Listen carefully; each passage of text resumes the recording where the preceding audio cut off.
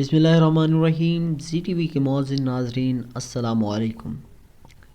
قدیم مصری تہذیب میں یہ رواج عام تھا کہ وہ اپنے مر جانے والے فرعونوں کی لاشوں کو محفوظ کر دیا کرتے تھے، اور وہ یہ عقیدہ رکھتے تھے کہ ان کے یہ فرعون کسی بھی وقت اس دنیا میں لوٹ کر آ سکتے ہیں، اسی لیے وہ ان کی لاشوں کے ساتھ ان کے خزانے کو بھی دفن کر دیا کرتے تھے، تاکہ عالم ارواح میں اگر انہیں کسی چیز کی ضرورت ہو تو وہاں سے لے سکیں۔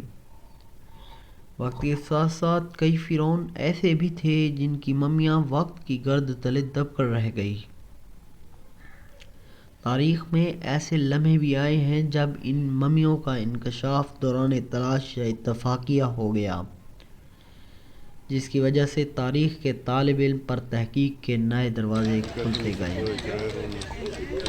انہی میں سے ایک فرعون کی ممی 1881 میں برآمد ہوئی، جس کے بعد اس تاریخی ورثے کی خوب نمائش کی گئی۔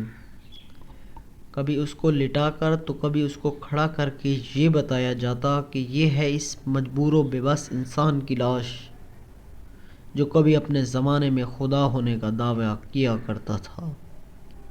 سن 1976 میں یہ بات بھی سامنے آئی کہ فرعون کی ممی خراب ہونا شروع ہو گئی ہے۔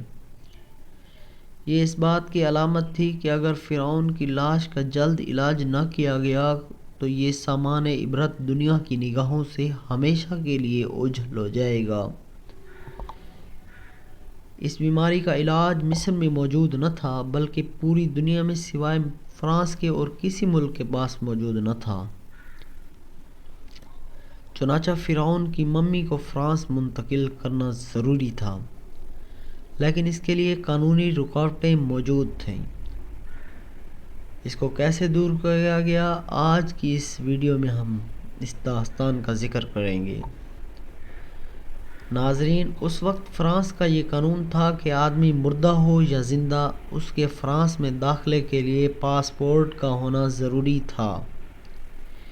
اس کے علاوہ مصری لوگوں کا یہ بھی خیال تھا کہ اگر فرانس نے یہ تاریخی ورثہ انہیں واپس نہ کیا اور دبا کر بیٹھ گئے تو مصری کچھ نہیں کر سکیں گے۔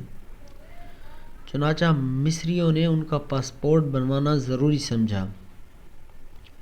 اس مقصد کے لیے فرعون کا پاسپورٹ بنوایا گیا۔